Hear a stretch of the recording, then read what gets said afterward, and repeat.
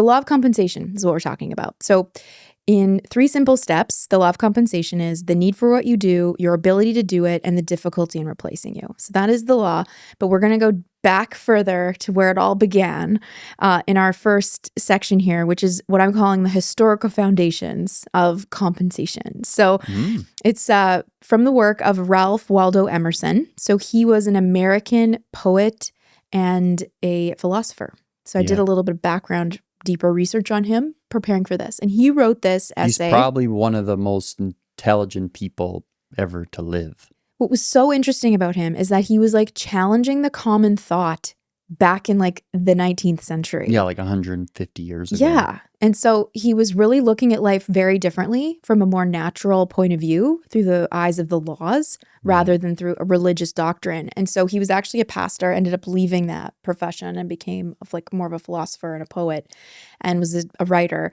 And a lot of his work inspired even more work in this world and then beyond and beyond and beyond. And so he's a very interesting guy. And he was from Boston. Did you know that?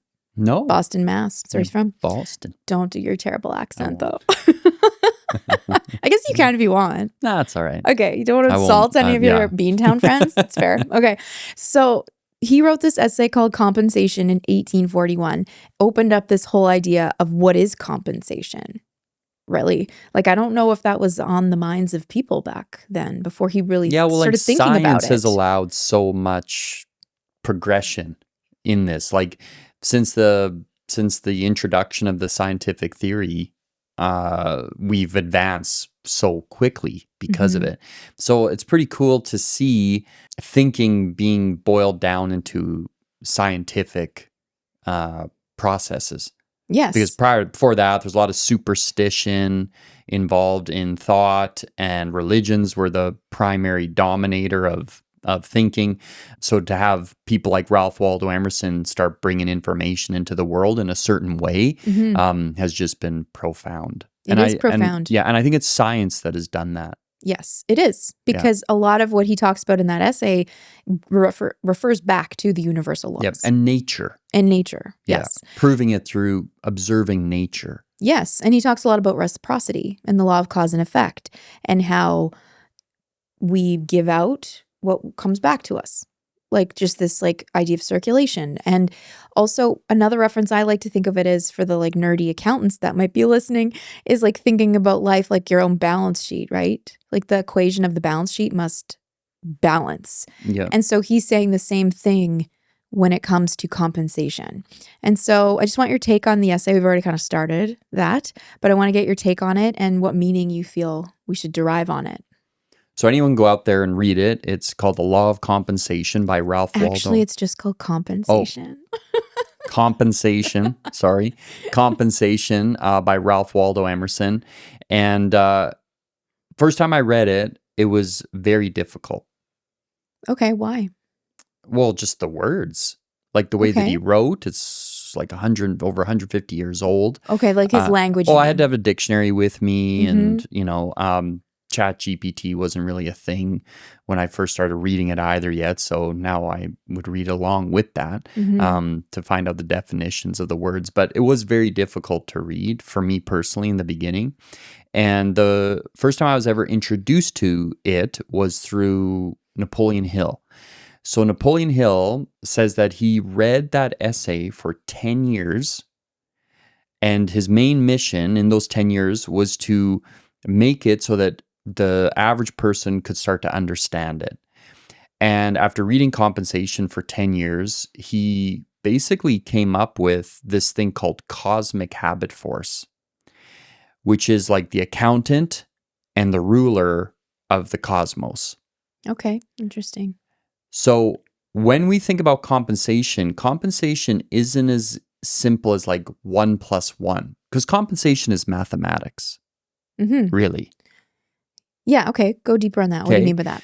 So it's not just 1 + 1. Like, if I give you $1 now, you owe me $1, right? But if I'm a bank and I give you $1, I want increase on that $1. So if I charge you... They took a risk, because you took a risk on me. Yeah. I might not pay it back. But it has to be like that. Because if I give you the $1 and I give you 10 years to give me back that $1, Well, with inflation and with other laws that govern economies, then that dollar would be worth 25% less or whatever inflation is. Yes. So compensation demands growth. Interesting. Yeah, that's true. This is very exciting that we're talking about this. No, it's cool. I like your approach you're taking. It's very cool. Okay. Yeah. So when you think of compensation in the economical sense, you have to consider interest, inflation, and compounding. Yeah. So at the root of compensation, Ralph Waldo Emerson's essay, at the root of it is another law called the law of increasing returns, which is simply compounding. Right. Right? Yeah. So you put a seed in the ground, yeah, let's say a wheat seed, you'll get five little heads or whatever, and then 20 seeds in there. So I think your average wheat seed, now farmers, don't quote me on this, unless I'm right, and you can say, yeah, you're right, Dave. You get one in, you'll get 120 back. Yeah. Right?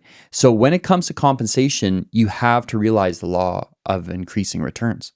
So it's not as simple as $1 to you, one to me. That's balanced, right? Yeah. And that is a way to balance, like an accountant would balance. Yes, the balance sheet. Yeah. Would balance a sheet like that. Everything has to match. Yeah. Right? But inside compensation, there's another phenomena called compounding. Right. And when you start to understand compensation and you start to understand the cosmic habit force behind everything, you'll start to realize that the law of increasing returns is how you start to build wealth into your life, is how you really start to, it's like the mathematics of the cosmos. Did that awareness come through the study of that particular essay, or that came later when you were looking at the Napoleon Hill version? No, it started with that. So I'm not like a deep studier of the compensation essay. I'm a deep studier of Napoleon Hill and going the extra mile and the law of increasing returns and Earl Nightingale and Bob Proctor and other great writers and teachers who are deriving a lot of their content from that essay. Right. That essay for me was just a little challenging to really go into. Yeah. But I study it in many other ways, but it's all getting pulled out of that essay. That essay is one of the main roots of any high quality personal development education. It's interesting that you're bringing up some of those other people that have built off of the work of Emerson from 1841, because one in particular I wanted to kind of like zoom in on was Earl Nightingale's work. This is from 1961, is when he released Lead the Field. I didn't fully intend this episode to be like super historical, but I thought that it made it kind of interesting. Well, it's deep. To go through the lineage of this concept, because I think it makes it even more grounded and interesting that people have been studying this and unpacking this for a very long time. Yes, it would go like the Bible to Emerson to Napoleon Hill. I'd also challenge you to say like Newton as well, because like with Emerson, like he's pulling the laws, like the work of scientists as well. But it will come from the Bible primarily because it's been telling us all these different morals. Like it's telling you like to be good, or the mustard seed, right? Or Jesus multiplying the fish and the bread. Like it'll go Bible. And if there's other people like Newton, that's cool. So if you take Bible, science, Emerson, Napoleon Hill, Earl Nightingale, 30-day year podcast. There you go.